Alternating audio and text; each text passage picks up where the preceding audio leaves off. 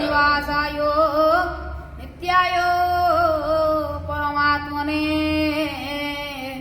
बलभद्र सुभद्रायां जगन्नाथाय ते नमः। नीलाद्रौ शंख मध्ये शतदल कमले रत्नसिंहासनस्थम् सर्वालङ्कारयुक्तं नवघनरुचिरं संयुक्तं जाग्रजेन भद्राया वामभागे रथचरणयुतं ब्रह्मरुद्रेन्द्रवन्द्यम् सारवेशं स्वजनपरिवृतं ब्रह्मदारो स्मरामि छन्दाकारं भुजगशयनं पद्मनाभं सुरेशं विश्वाधारं गगनसदृशं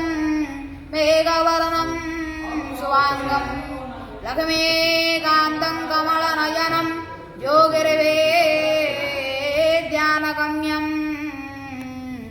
वन्दे विष्णु भवभयहरं सर्वलोकैकनाथं कस्तूरितिलकं ललाटपटले वक्षस्थले कौस्तुभ्यं नासाग्रे गजमोकितं करतले वेणुकरे कङ्कणं सर्वाङ्गे हरिचन्दनं सुललिते कण्ठैश्च मुकुदावळे गोपस्त्रे परिवेष्टितं विजयते श्रीगोपाल चूडामणि श्रीगोपाल